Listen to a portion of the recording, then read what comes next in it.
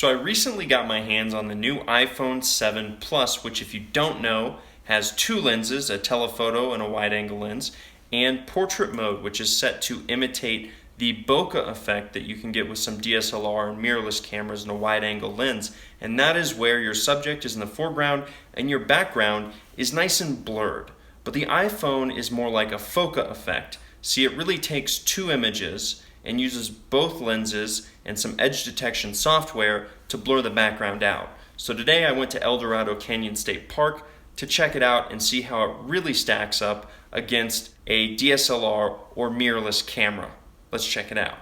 El Dorado Canyon State Park provided the perfect scenery for my test. Up against the iPhone 7 Plus is an older model mirrorless camera from Olympus, the EP2, with a 17mm 2.8 f-stop pancake lens. For my first test, I used portrait mode for what it's intended for, portraits, and in this case, I used my beautiful girlfriend as the subject. At first glance, it appears that the iPhone did a really good job keeping her in focus, while having a nice, beautifully blurred background. However, if we zoom in around the edges of her hair, we can see that some detail has been blurred out.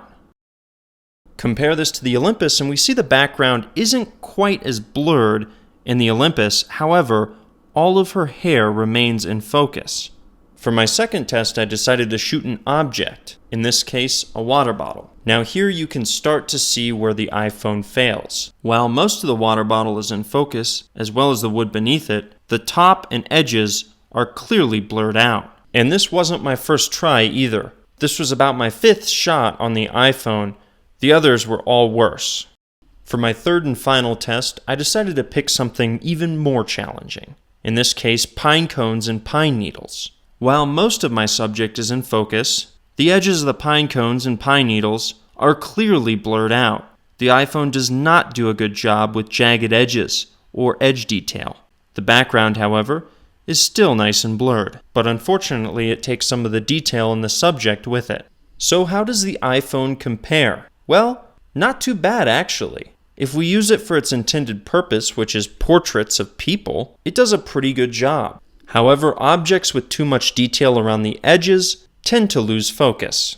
Another point to touch on is the quality of the bokeh effect on the iPhone versus the Olympus. On the Olympus, we can see the light hitting the lens has created a very nice bokeh effect as seen in the tree in the background. There are these nice little round bokeh balls, as they're called. Whereas on the iPhone, the background is more of a Gaussian blur. And this is because it's not a real bokeh effect. It's a Fokeh effect, created by software that has processed the image and blurred the background. So although the iPhone isn't perfect, I'm excited to see where portrait mode goes from here. It's still in its beta mode, and I'm interested to see where Apple takes it. Thanks for joining me on the trail ride.